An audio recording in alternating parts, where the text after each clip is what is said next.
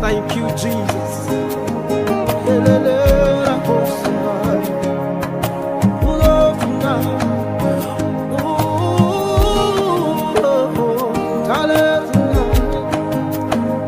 You're the God that kills and also make alive. You're the lion, yet you are the Lamb of God.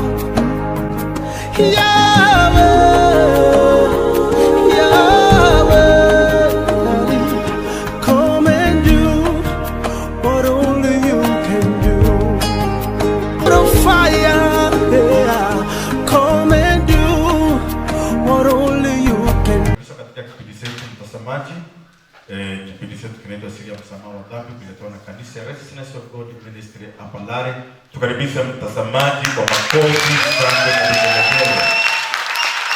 Amen. Moyo wangu unakuvujika furaha tunapokutana na wewe katika studio hii, tunapozidi kueneza ujumbe huu wa siri ya msamaha wa dhambi.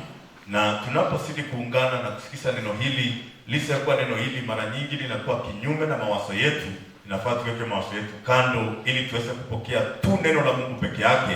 Na tunapobaki na neno la Mungu tu peke yake ndani ya moyo wetu, neno hilo linabaki linakuwa imani na tunaanza kuona Mungu akitusaidia katika maisha yetu. Kwa hivyo mpendwa mtazamaji, nashukuru Mungu kwa vile ametupatia neema ya kuwa pamoja na wewe jioni hii ya leo katika studio hii ya Meru TV. Kwa hivyo fungua moyo wako, usikize tu neno la Mungu na neno la Mungu litabadilisha maisha yako.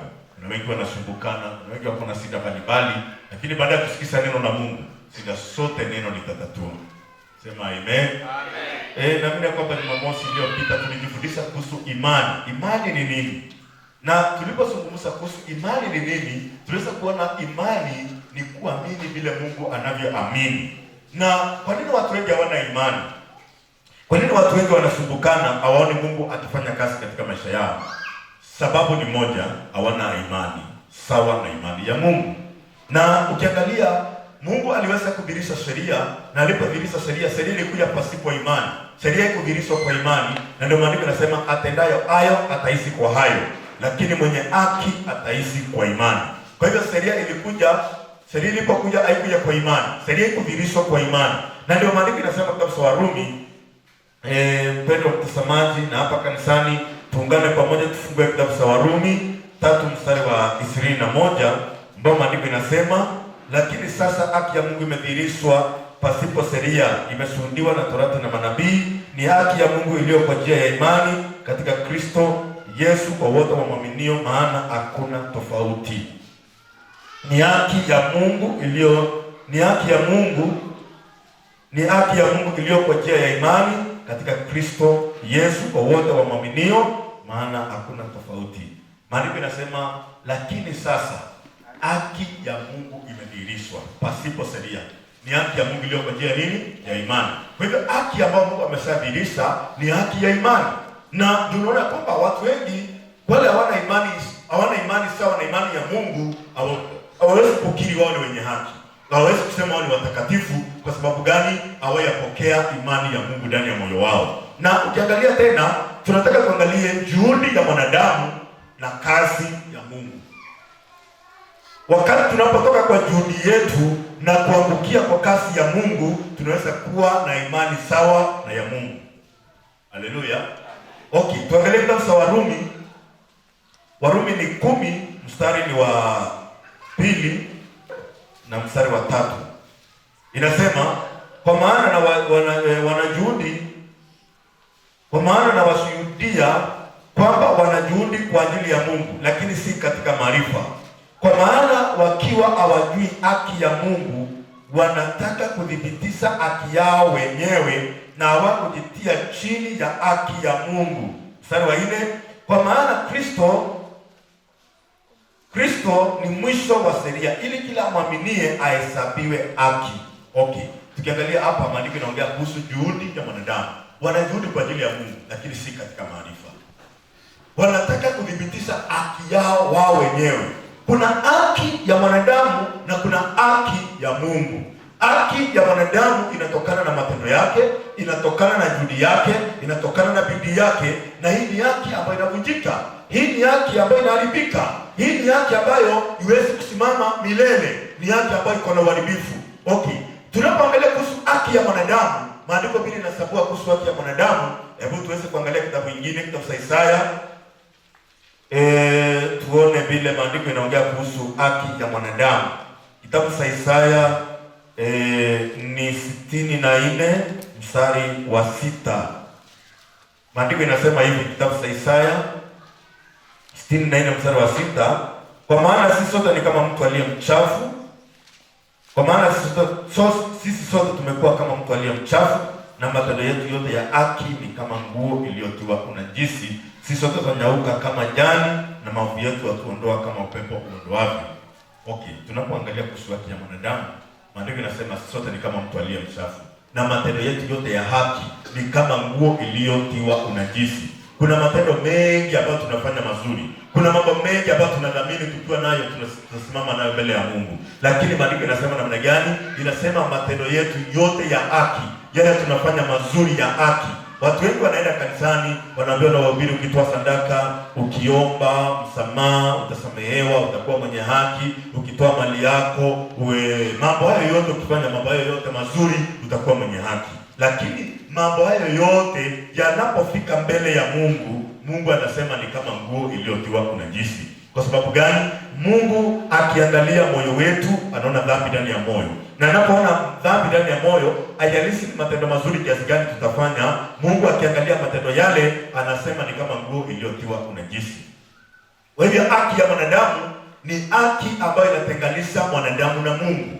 Kwa sababu mtazamo wa Mungu na mtazamo wa mwanadamu ni vitu viwili tofauti. Mwanadamu anatazama kasi yake, mwanadamu anatazama juhudi yake, mwanadamu anatazama bidii yake. Naye Mungu Mungu anatazama, unayo imani au la? Wakati unayo imani ndani ya moyo wako, Mungu anasema wewe ni mwenye haki. Sema amen. Amen. Mungu hawezi kuita matendo ya mwanadamu kuwa haki, hawezi kuhesabu matendo ya mwanadamu kuwa haki. Kile Mungu anahesabu kuwa haki ni imani. Sema haleluya. Ile Mungu anahesabu kuwa haki ni nini? Ni imani, si matendo.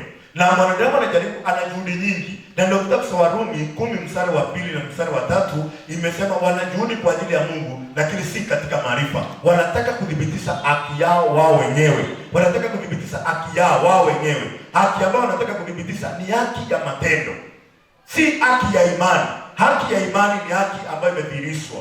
Maandiko yanasema kitabu cha Warumi ambayo tumesoma 3 mstari 21, lakini sasa haki ya Mungu imedhihirishwa pasipo sheria. Ni haki ya Mungu iliyo kwa njia ya imani katika Kristo Yesu.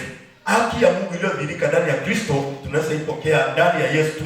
Tunaweza kutoa hiyo haki ndani ya moyo wa Yesu namna gani? Haki hii tunaitoa kwa njia ya imani. Haleluya.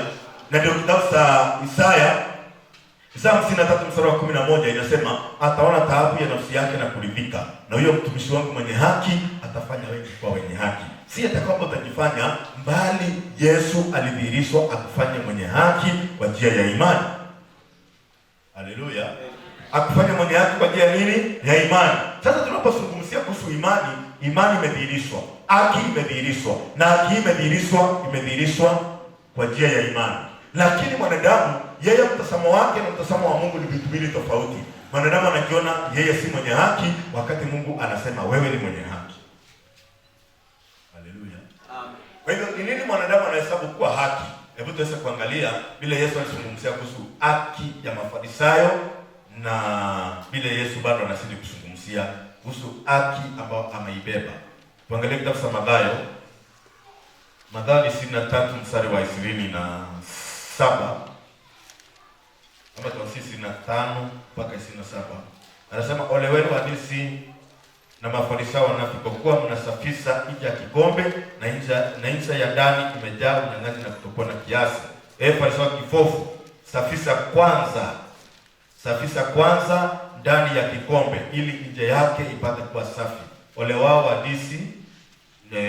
waandishi na Mafarisayo wanafiki, kwa kuwa mnafanana na makaburi yaliyopakwa sokaa, nayo kwa nje yanaonekana kuwa mazuri, bali kwa ndani yamejaa mifupa ya wafu na uchafu wote. Hivyo nanyi kwa nje mnaonekana na watu kuwa wenye haki, bali kwa ndani mmejaa unafiki na maasi. Sema amen. Maandiko vile inazungumza kuhusu haki aina mbili. Sasa Yesu alizungumza kwa sababu ni yeye amebeba haki na Mafarisayo wao wamebeba haki yao. Kama vile Ayubu alikuwa amebeba haki yake, na Ayubu alipokuwa amebeba haki yake angeweza kupokea haki ya Mungu. Ilibidi Mungu aondoe haki ya Ayubu ili aweze kupokea haki ya Mungu. Ukiangalia kitabu cha Ayubu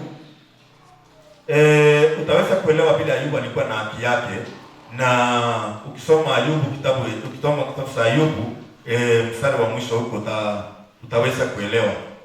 Angalia kitabu cha Ayubu 32 mstari wa kwanza. Basi hao watu watatu wakaanza kumjibu Ayubu kwa sababu alikuwa mwenye haki machoni pake mwenyewe. Wakaanza kujibu Ayubu kwa sababu Ayubu alikuwa mwenye haki machoni pake mwenyewe.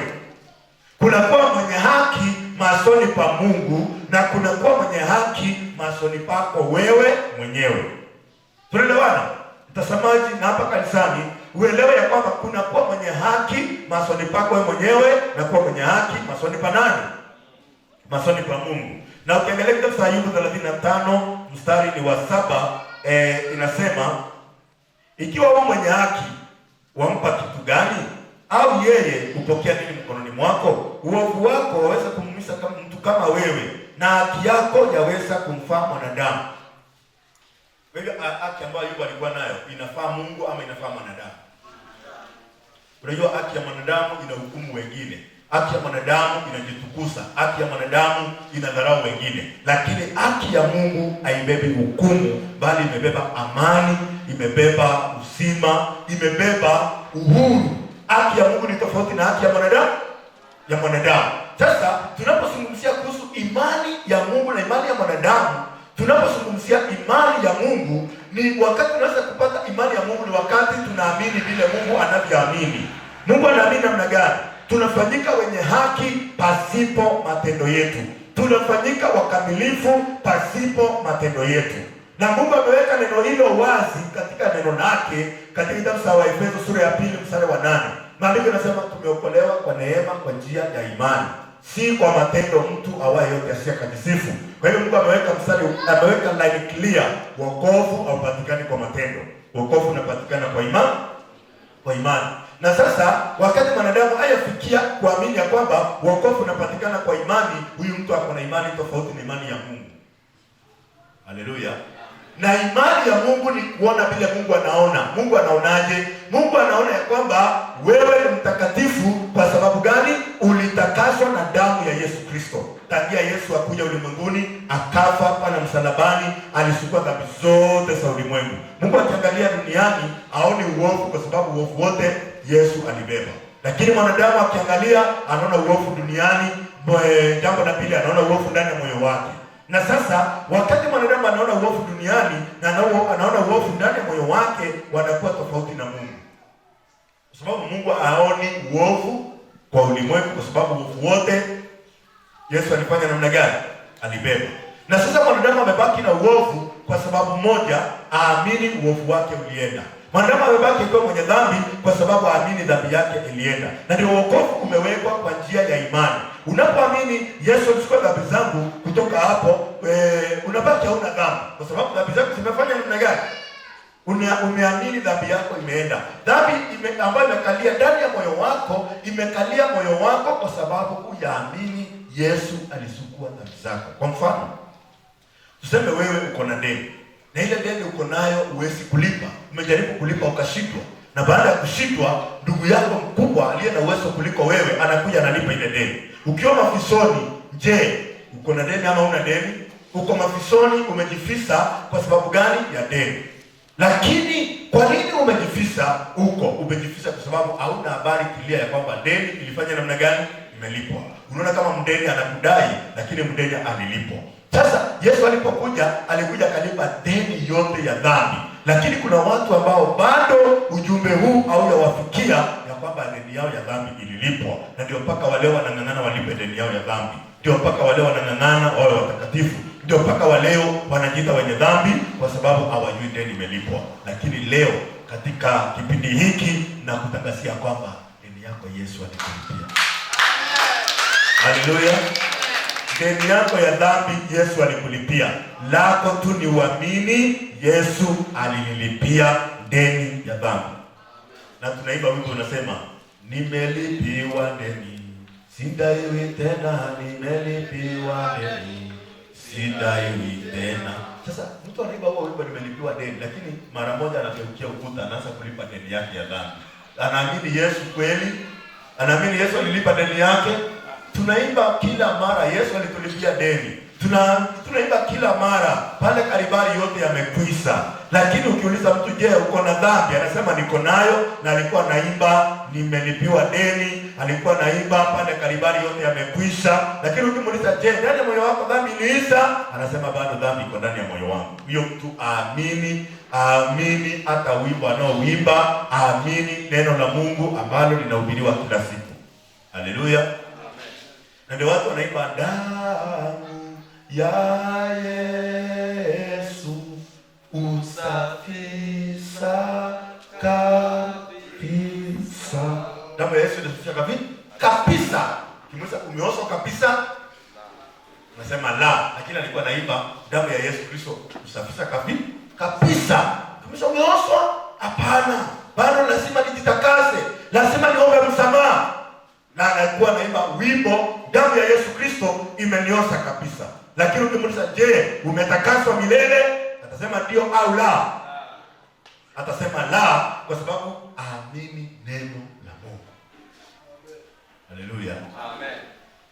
Ayalisi unaona, ayalisi unasikia. Unaona siku moja nilipokuwa nikihubiri, mtu mmoja akaniuliza swali. Kwa nini kuhusu vile dhambi zote zilioshwa.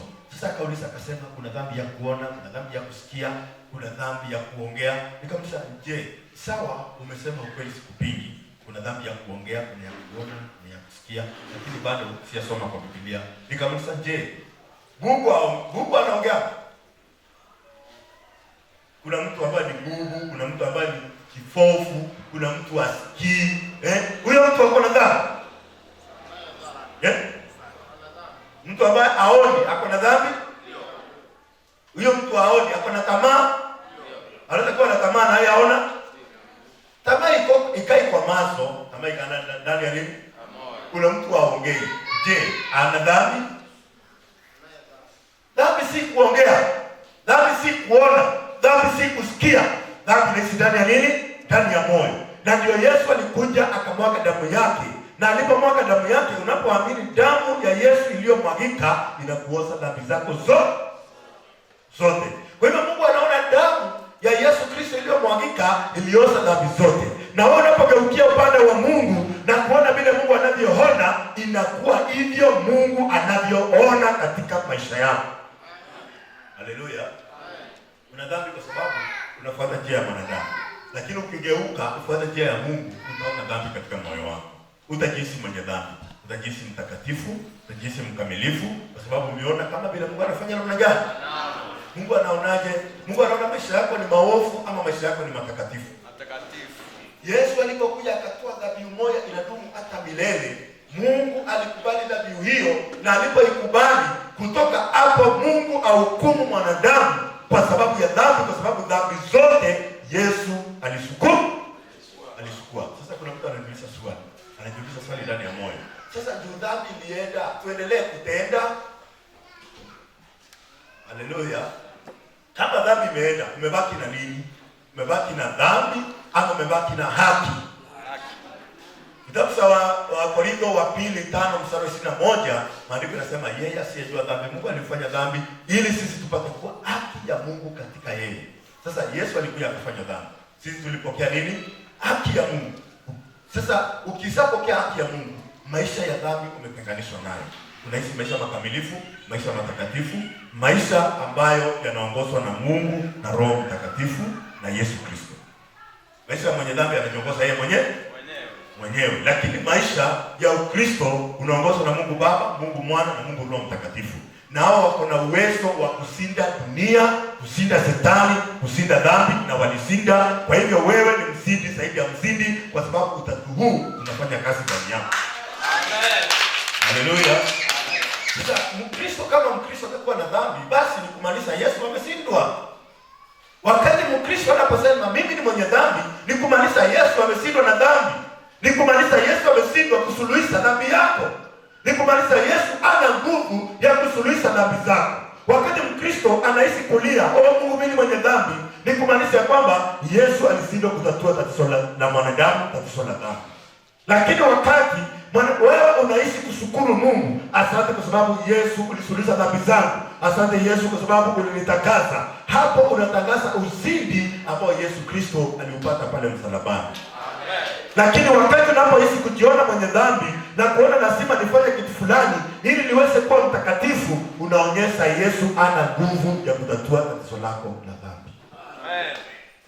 Kwa hivyo wewe unaishi kwa Yesu ambao ana nguvu. Unajua, ukiangalia Petro na ukiangalia wanafunzi wa Yesu, uangalie kuna mtu anaitwa Yuda. Yuda katika hesabu yake, value ya Yesu Kristo ilikuwa ya pesa ngapi? Yaani valuation ile Shetani na Yuda walifanya ya Yesu, waliona value yake ni ya ngapi? 30. Haleluya. Na hata Yuda, wakati kuna mwanamke alikuja kupaka Yesu mafuta miguuni mwake, huyu mwanamke akilinganisha Yesu na mafuta ya bei ghali, unaona nani ako juu? Mwanamke anaona Yesu ako na dhamana kuliko hii supa ya marhamu, si ni kweli? Lakini Yuda yeye anaona Yesu si wa dhamana, hii mafuta ingeuzwa masikini wagawiwe. Kwa hivyo anaona masikini ni wa maana. Lakini neno hilo alisema, Yesu akaongea akasema, si kwa sababu anahudumia masikini, kwa sababu alikuwa anachukua kile kinatiwa ndani ya mfuko. Kwa hivyo mahali ambapo Yesu alikuwa anahubiri, sadaka ikitolewa, nani alikuwa anachukua? Sasa Yuda anaona hii mafuta inafaa iuzwe, apokee sadaka. Haleluya. Ndio unaona wahubiri wa siku ya leo ni kama Yuda, wanafikiria kuhusu sadaka peke yake, hawafikirii kuhusu moyo. Yesu alifikiria kuhusu moyo wa huyu mwanamke anayevunja supa na kumwagilia mafuta. Ndio Yesu akasema, mwanamke huyu namjua. Mwanamke huyu Yesu akasema amesamehewa dhambi zake zote. Haleluya. Kwa hivyo mwanamke huyu aliona Yesu akiwa wa dhamana kuliko mafuta ya bei ghali. Yuda naye anaona Yesu anatosea tu 30 tu peke yake. Je, wewe unachukua Yesu, una valuation yako inamtoa Yesu akiwa na value gani? Value yako inamuona Yesu akiwa na value gani? Unamuona anaweza kushinda dhambi ama anaweza kushindwa na dhambi? Unamuona anaweza kushindwa ama anaweza kushinda? Okay, ukilinganisha Yesu na shinda yako, nani anaweza kushinda? Ni Yesu ama ni shinda? Yes. Lakini mbona unaimba uko na shida? Na kama uko na Yesu uko na shida? Lakini mbona unalia shida kila siku, mpaka unakimbia unapaka mafuta na mwagilio mafuta, unaambiwa shida zako zimeisha? Unadanganywa. Hii mafuta ungeenda kwa supermarket ununue shilingi 100 uende ujipake, lakini unauziwa 1000. Haleluya. Amen. Yaani mafuta tu inauzwa supermarket. Na mtu anakuambia nimetoa Israeli, anakudanganya asikuwe pesa yako. Kwani Israeli ni mbinguni? Si angesema ametoa mbinguni. Mbinguni Israeli ni watu hata walikataa Yesu. Ukitaa Yesu Israeli wanaweza kukuua. Na wewe unasema umetoa hii mafuta Israeli. Kuna mhubiri mmoja alisema hii maji nimetoka nayo Israeli. Mwingine akasema vumbi nimetoka nayo Israeli. Udanganyifu. Israeli ni wapi? Si angesema nimetoa hii vumbi mbinguni. Kwani mbinguni kuna vumbi? Haleluya. Mtu anakuja na hii mafuta nimetoka nayo Israeli. Kwa hiyo unakimbilia baraka ya Israeli. Wale wa Israeli ni akina nani? Wale walio wa imani. Ukisafanyika wa imani, wewe ni Mwisraeli. Amen. Haleluya. Na kama ni Mwisraeli, hakuna uganga, hakuna uchawi, hakuna laana. Kwa sababu gani? Wewe ni Mwisraeli. Walio wana wa Ibrahimu ni wale walio wa imani, si wale walio wa mwili, ni wale walio wa imani. Hao ndio wana wa Ibrahimu, na wanarithi baraka za Ibrahimu kwa njia ya imani. Amen. Haleluya. Sasa wewe unataka kurithi baraka ambazo Mungu aliahidi Ibrahimu na Yakobo na aliahidi Isaka na Yakobo, unataka kurithi kwa njia ya matendo. Hiyo hautarithi kwa njia ya matendo, utarithi kwa imani. Amen. Haleluya. Amen. Unafikiria ukipaka mafuta ndio utarithi baraka? Hiyo ni udanganyifu. Na inafaa utoke kwa udanganyifu urudi kwa neno la Mungu. Unaporudi kwa neno la Mungu, Mungu anaanza kukusaidia bure. Mungu akusaidia kutarajia chochote kutoka kwako, kwa sababu hauna kitu chochote unaweza patia Mungu. Haleluya. Yesu alikuja kama mwanadamu akila na kunywa, lakini sijawahi soma mahali Yesu alilala kwa nyumba. Kama Yesu angelala kwa nyumba, ingedhihirisha Yesu si Mungu. Juu Mungu anasema utanijengea nyumba gani nitosee. Kama Yesu angelala kwa kitanda, basi Yesu angebaki si Mungu. Lakini mchana alitembea kama mwanadamu, aliingia kwa nyumba za wanadamu, aliishi na wanadamu, lakini ikifika jioni kila mtu anaenda nyumbani kwake. Yesu anapanda mlimani. Na huo mlima kuna nyumba ulisikia iko huko? Hata Petro alimwambia Yesu tukujengea kibanda hapa. Yesu akashangaa. Kibanda gani itatosea wakati mimi nahitaji moyo uliobondeka? Haleluya. Amen. Yesu, kuna mtu alitaka kufuata Yesu, akamwambia nitakufuata mahali popote uendako. Yesu akamwambia ndege wana viota, mbweha wana pango, lakini mwana wa Adamu hana mahali pa kulaza kichwa. Mwana wa Adamu anatafuta moyo uliobondeka, aweke kichwa chake ndani, alale ndani huo moyo. Si nyumba iliyotengenezwa na mikono. Hiyo nyumba Yesu hawezi kutosea. Haleluya. Amen. Sema amen. Amen. Yesu hawezi kutosea ndani ya nyumba, lakini anaweza kutosea ndani ya moyo. Amen. Haleluya. Amen. Yesu anaweza kutosea ndani ya nini? Ya moyo. Ndani ya moyo. Moyo wetu ni kama waya. Yesu ni kama nguvu ya umeme. Nguvu ya umeme inaweza, wakati iko katika nguvu ya umeme inaweza saidia mwanadamu isilete madhara ni wakati imepitia kwa waya. Lakini kama itapitia kwa suma, hii suma iko hapa ipitia hapo, kila mwanadamu atapata madhara, kwa sababu nguvu ya umeme imepitia mahali haifai kupitia. Kweli ama si kweli? Lakini kipitia ikiwa imefishwa ndani ya waya, hapo sasa mwanadamu ataenjoy nguvu ya umeme. Haleluya. Pia wakati Yesu anapopitia ndani ya moyo wangu kufikia, utaweza kuenjoy nguvu ya Yesu Kristo vizuri sana. Ili kama Yesu anajidhihirisha yeye mwenyewe, unafikiria utaishi? Nguvu ya umeme imepimwa sana. Imepimwa, kupimwa mpaka inakosea unasangi nayo simu, tunaweza tumia na hii vyombo. Lakini hii nguvu ya umeme, unaona ile waya ya 3 piece ikianguka hivi, kila kitu kwa karibu hapo yote inakufa. Kwa hivyo imebeba mauti, lakini ikitumiwa vizuri inaleta nuru, inaleta vitu vingi ambavyo vinapendeza maisha yetu. Haleluya. Kwa hivyo Mungu aliumba moyo, na moyo ni sehemu ambayo Mungu anaweza kuwasiliana nayo na mwanadamu. Mungu anaweza kuwasiliana nawe kupitia moyo wako. Na moyo huu ni moyo ambao uko na imani. Unaamini vile Mungu anavyosema? Watu wengi wanajaribu kusuluhisha shida zao, matatizo yao na vitu vinavyoonekana. Wako unakuta wahubiri wanaweka shuka za mafuta hapo.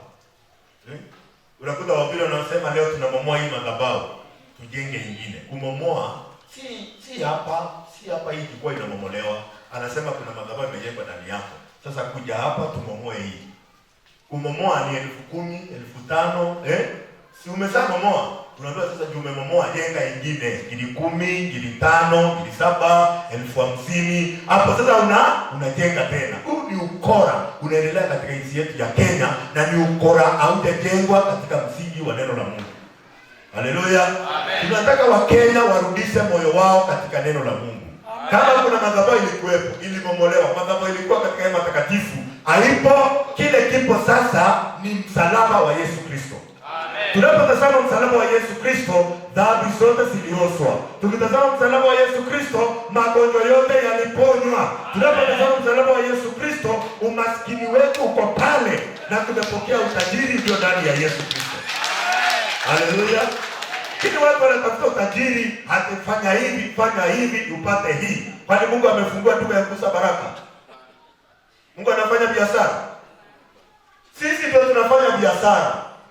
Leo ukikuja ukikuja kwangu naweza kukusia kiatu, najipatia pesa na kupatia kiatu. Ukikuja bila pesa siwezi kupatia kiatu. Mungu hapo hivyo. Mungu anauza baraka. Baraka anapeana bure kwa njia ya imani. Baraka ya Mungu inapokelewa kwa njia ya imani. Na ndio maana nasema wale wote walio wa imani ubarikiwa pamoja na Ibrahimu, kama vile alikuwa mmoja wa imani, alikuwa mtu wa imani. Kwa hivyo wale wote walio wa imani wamebarikiwa. Sio kudhani mtu akwambia kwani usijui kuna laana, sijui kwani kuna nini, na kwao je? Kiumulize na kweli je? Bwana rahisi kuongea kuhusu kwako. Sijaongea kuhusu kwako. Yeye ni mwanadamu, anakula kama wewe na anaenda choo kama wewe. Sina muuliza, anakueleza wewe uko na laana. Kwani wakuja wahi lala tairi ya gari? Kwani kumewahi lala wewe? Haleluya. Amen. Ati kwani kuna laana ya wasimu, kwani kuna laana ya kuaswa, kwani kuna laana ya magonjwa. Na muulize je, na wewe kwenu?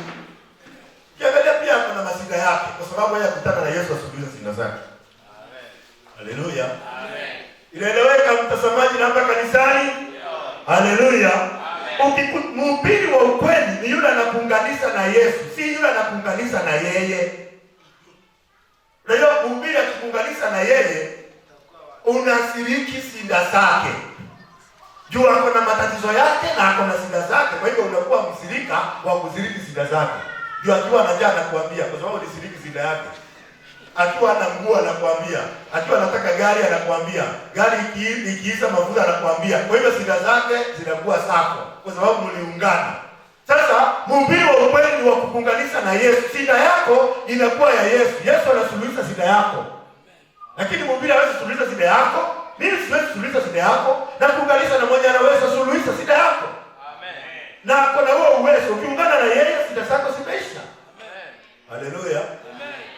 Lakini si nikwambia mimi mwenyewe nitakuwekelea mkono. Mimi mwenyewe nitakufanyia. Mimi sina ya kukufanyia. Yesu akufanyie. Amen. Haleluya. Amen. Kitu wengine wanakudanganya, mimi mwenyewe nitakuwekelea mkono. Mimi mwenyewe nitakutana na wewe uso kwa uso. Utakutana na yeye na shida zako tabaki tu shida. Akakupora mali yako yote na urudi kuwa na shida kubwa kuliko ulikuwa nayo. Leo siku hizi wahubiri wana udanganyifu mwingi. Unaenda kwake anakuombea umebakisha ombi moja. Kama wewe umeenda kwa wewe ni mwanaume umeenda kwa mwanamke anayeombeana, anakuambia umebakisha ombi moja. Ukitaka kufahamu hiyo ombi, usome vile Elisha aliombea kwa mtoto. Ndio unaona kwamba watu ni wasinifu kwa sababu gani? Wanakutana na wahubiri wa uongo, wanajiunganisha na wao wenyewe. Haleluya. Pole kwa sababu ya kusema mambo hayo, lakini nataka uweze kuelewa ya kwamba hayo yote hayawezi kukusaidia. Lakini kama moyo wako utapatana na mhubiri wa ukweli akuunganisha na Mungu, shida zako si zako tena. Wewe unapumzika, shida zako ni za Mungu. Amen.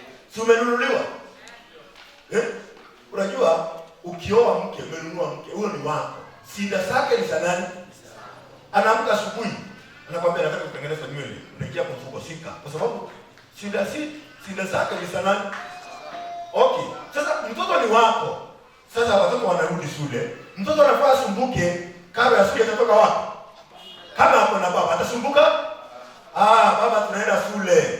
Baba anahangaika, pesa itatoka wapi? Kwa sababu shida za mtoto si zake, ni za nani? Ni za baba. Je, unaye baba?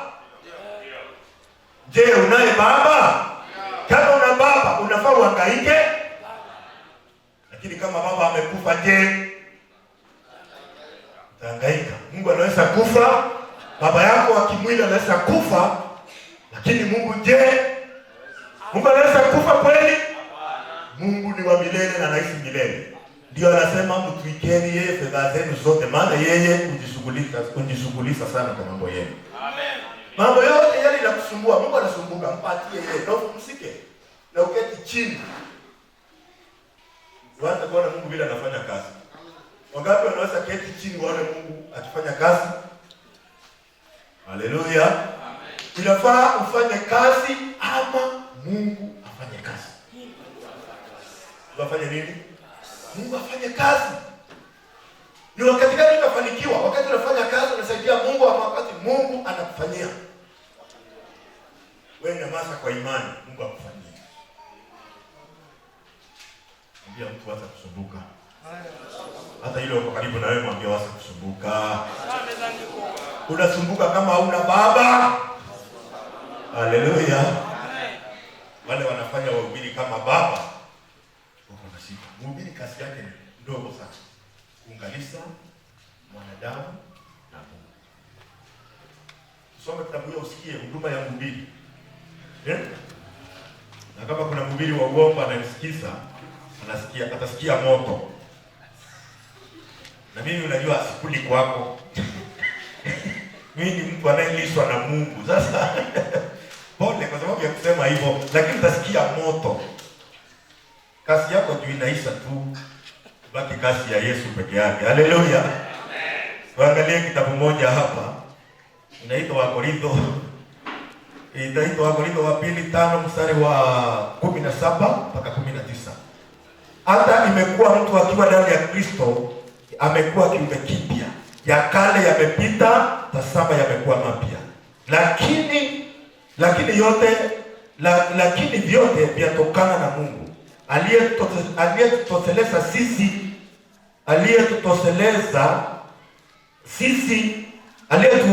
Aliyetupatanisha sisi na nafsi yake kwa Kristo. Naye alitupa huduma ya upatanisho. Alitupa huduma ya nini? Si tupatanishe mwanadamu na moyo wa Mungu. Si mimi nipatanishe mshirika na moyo wangu. Nipatanishe yule anayenisikiza na moyo wa nani? Moyo wa Mungu. Alitupatia huduma ya upatanisho. Yaani Mungu alikuwa ndani ya Kristo akipatanisha ulimwengu na nafsi yake.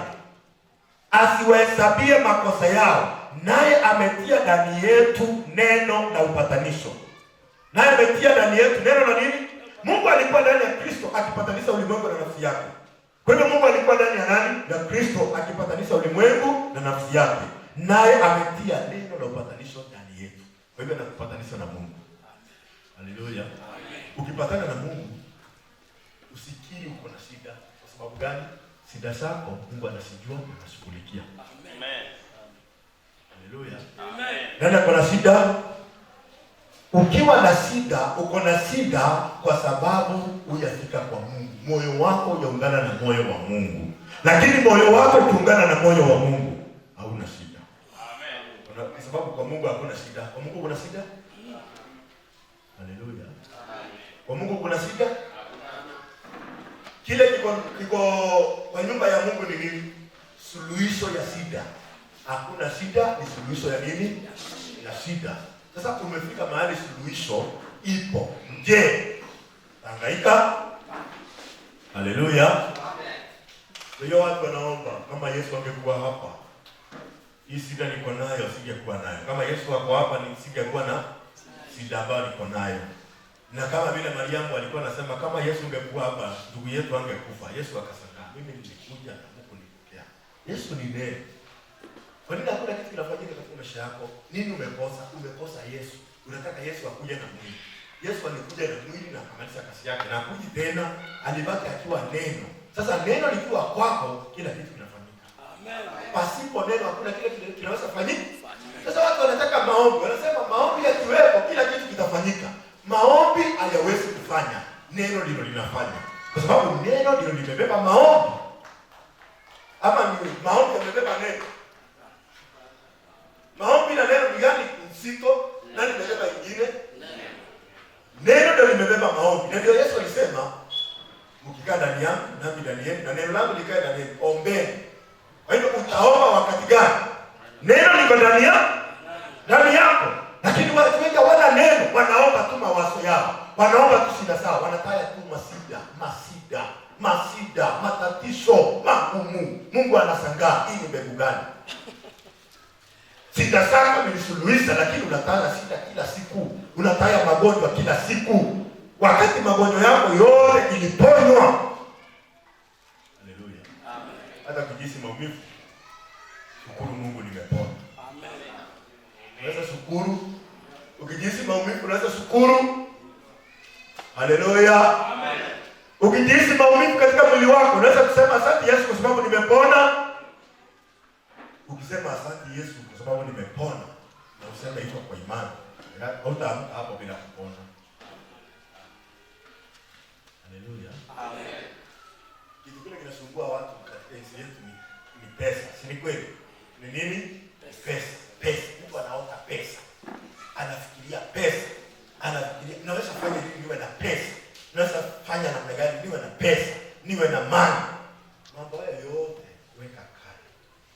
Uliza, ninaweza pata Yesu namna gani? Na niishi na yeye.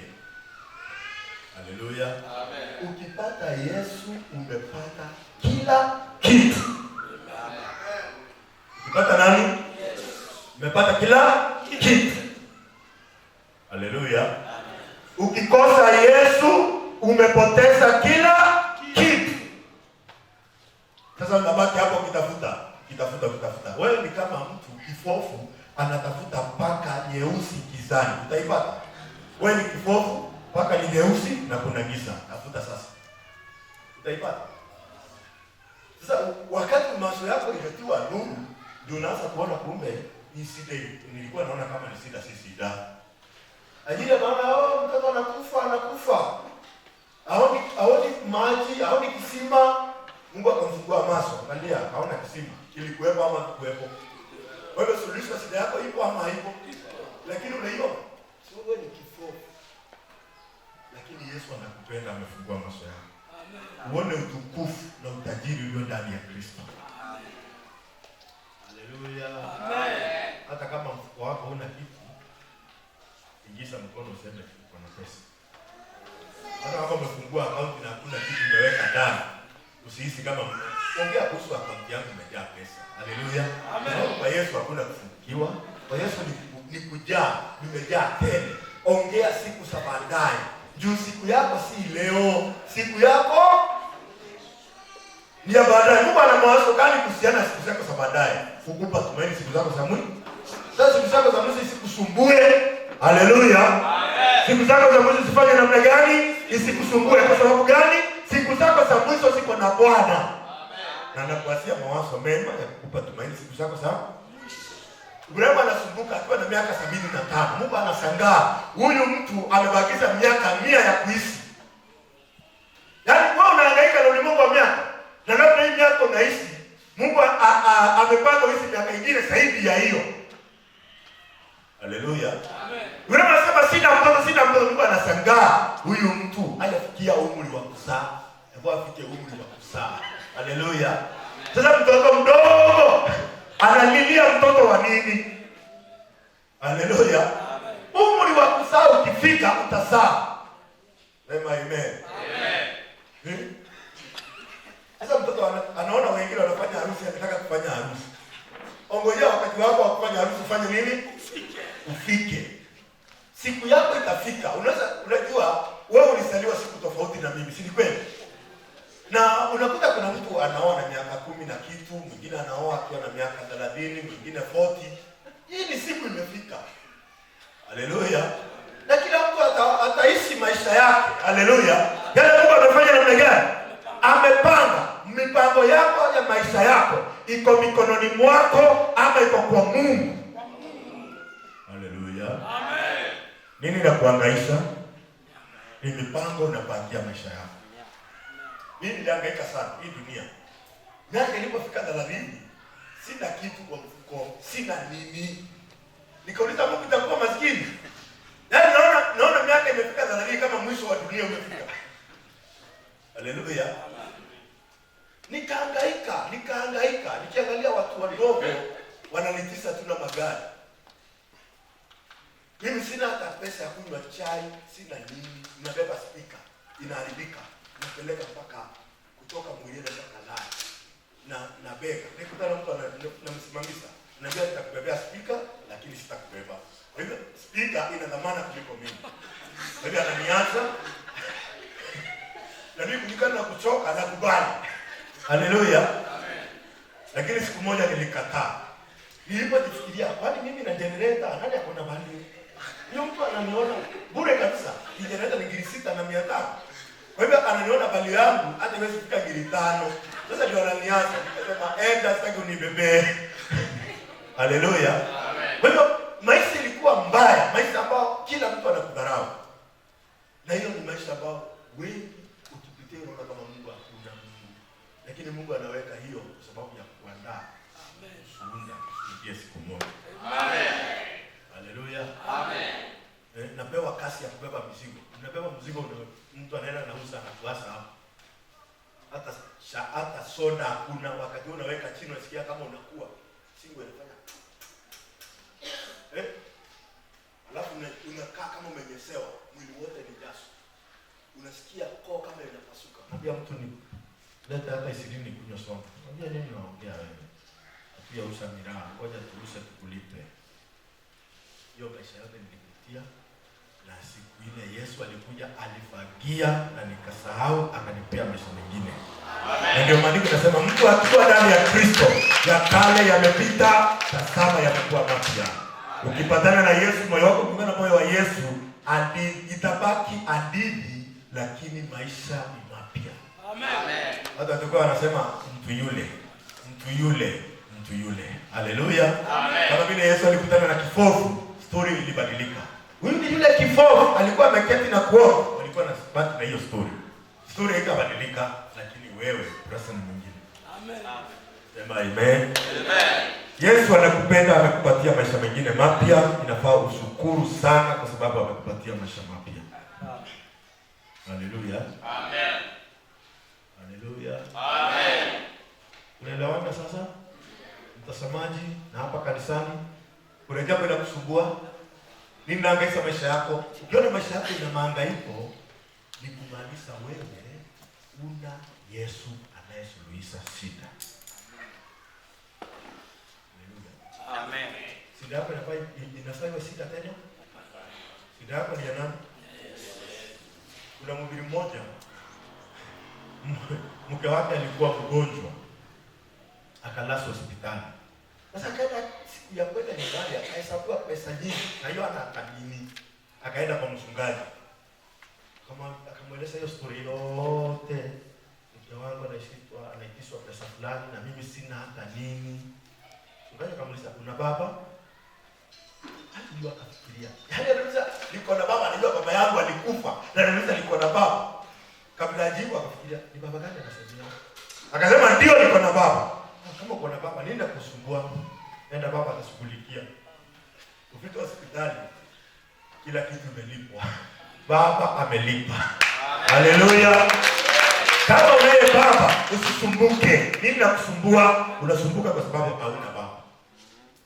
Unaye baba, ukisahau dhambi zako zote na ukisaliwa mara ya pili, Mungu ni baba yako. Amen. Na kama Mungu ni baba yako, shida zako si zako tena, shida zako ni zake. Amen. Haleluya. Amen. Kama vile unasumbukia mtoto wako, atakula, atalala, atasoma, hiyo shida ni ya nani? Ni ya mzazi. Sasa Mungu ni mzazi wako. Nafaa nisumbuke? Hapa sumbuke, mimi kazi yangu ni kusesa. Unajua hata ukiwa na shida mtoto wako ana shida. Unajua hivyo? Ajuaje? Hata kama umetafuta na umekosa, mtoto anataka chakula. Mama, wapi chakula? Anaitisha chakula wakati hakuna. Wewe unasumbuka. Anasikia jana anataka kula. Ajui kama hakuna, si ni kweli? Anataka kufanya namna gani? Kula. Nani anajua hakuna chakula? Mzazi. Kwa sababu mtoto yeye asumbuki na chakula kwa sababu anaye baba. Amen. Nani anafaa kusumbukie? Mungu ni baba. Amen. Akusumbukie. Amen. Haleluya. Amen. Wewe ufanye namna gani? Relax. Kasi yote Mungu akufanyie. Moyo wetu unaungana na moyo wa Mungu kwa njia ya imani. Amen. Na kutoka hapa Mungu anaanza kutufanyia kazi. Amen. Usidanganywe tena. Haleluya. Usipako mafuta hii inasuluhisha shida. Mafuta, ukisoma mafuta kwa Biblia, mafuta ni Yesu Kristo. Ni Kristo. Ukiwa na Kristo, wewe ni mtu wa mafuta. Amen. Kama umetiwa mafuta, unahitaji mafuta ingine gani? Mafuta imetengenezwa hapa na mwanadamu. Bali imetengenezwa na Mungu. Si ni mwanadamu. Mwanadamu ambaye hata ni mchafu mwenye dhambi. Hata labda imetengenezwa na Waislamu. Sasa unakuja kupaka.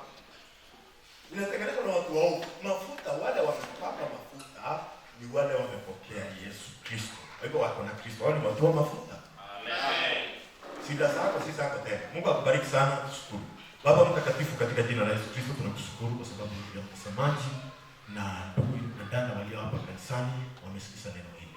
hebu akakutasamia kwa jambo lolote, hebu akakutasamia kwa jambo lolote. Wasijaribu kusuluhisha shida zao wao wenyewe, bali wakutasamia wewe kwa ni suluhisho ya kila shida katika maisha yao. Tumejifunza neno hili, hebu liingie ndani ya moyo wa upendo na likabadilisha maisha yako. Kwa jina la Yesu Kristo tunasema amen. Amen. Mungu akubariki na akupende mema. Tangazo ni ya kwamba Thursday, kuanzia Thursday ile ingine, si Thursday tuko na revival. Thursday ya wiki hii inakuja. Kuna revival hapa kanisani kuanzia saa 12:30 mpaka saa 2:30. Kwa hivyo Thursday hii inakuja kuna revival. Hivyo karibisha watu wengine 2 watatu kwa hiyo revival. Mungu akubariki sana.